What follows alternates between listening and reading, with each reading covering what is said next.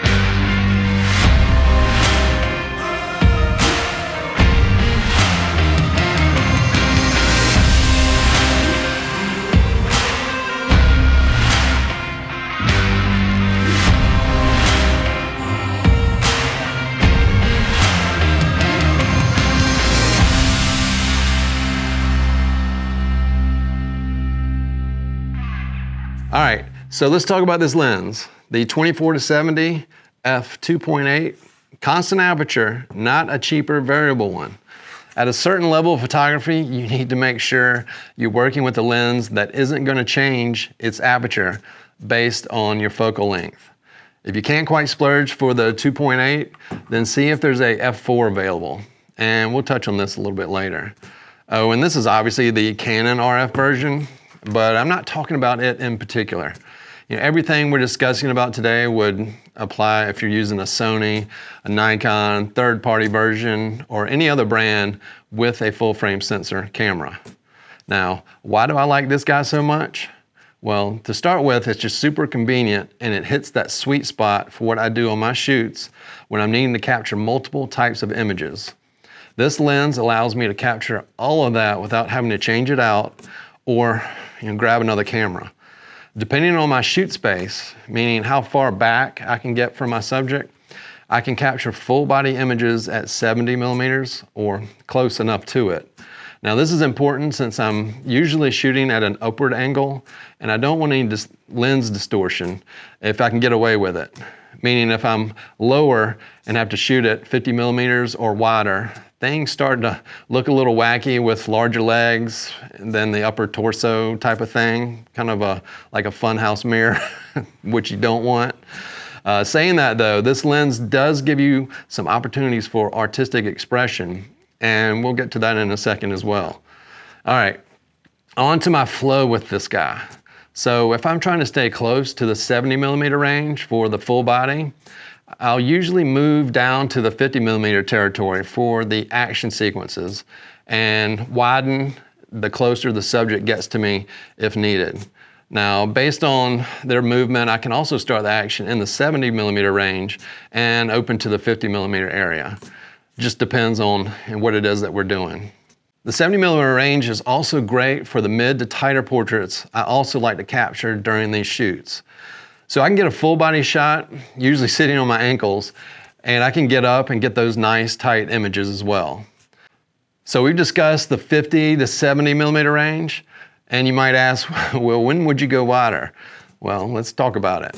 You know, multiple players might actually want to get in a shot together, and the larger the group, the wider you can go and comfortably capture with this lens.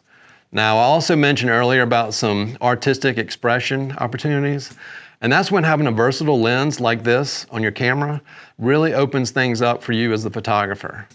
This guy gives you the ability to use some of the distortion you can get by moving to a wider millimeter and creating a unique perspective of your subject. Now, I'm pretty much talking about sports style portraits, as you probably wouldn't want to do this type of thing on a normal portrait session very often. But let's say you're working with a very muscular or large athlete. This lens can help you make them look even bigger. All you have to do is drop down to 35 millimeters, or heck, you can even go to 24 millimeters and move in on them. Maybe when they're posed with their arms crossed or something, and that front arm will look huge. It can be really fun, and that's how you can create all kinds of different looking material. This also applies to action shots where you can go wide, and then get close to your subject and get the athlete to do what they do. And if executed correctly, they can look like they're actually coming out of the frame. So let's take a quick look at the stats from a day's worth of shooting 2 weeks ago when I was with the Gamecock football team here. And you can see just where I was on this lens. So out of roughly 2,000 images, just a handful were all the way open at 24 millimeters. But you can see I start dancing around a bit. Then we have a solid block at 50 millimeters, and here we make our way up to 70 millimeters where the bulk of my images are captured. Pretty cool. And this is all possible with this guy right here.